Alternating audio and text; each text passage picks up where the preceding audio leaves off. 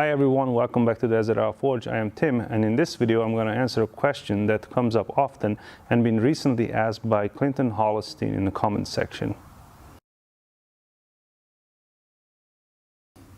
So the reason I'm tapping on the anvil while I'm forging is rhythm and efficiency.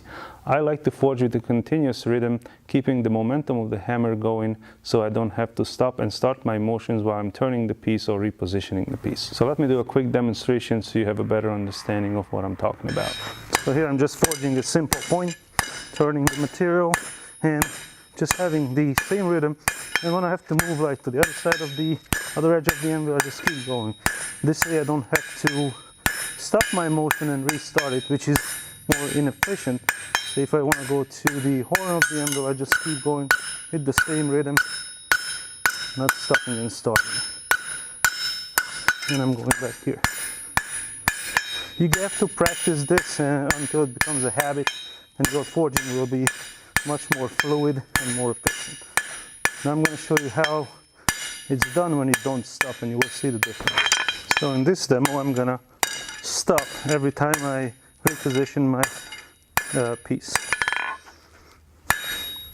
See how I have to restart the whole motion, and then that's not very efficient because you have to get the hammer going. It's like an idling engine. And this is a common thing with beginners. Oh, I just did. It's a habit, you see, who are not strong enough yet. Their bodies didn't adapt to the forging yet. And but if you practice it, you can get used to it, and just becomes a habit. So there you have it. You can compare the two ways of forging. One was fluid and continuous, the other one was broken and sluggish. I know it's sometimes difficult for beginners to do a continuous rhythm, but if you practice it, you will get better at it.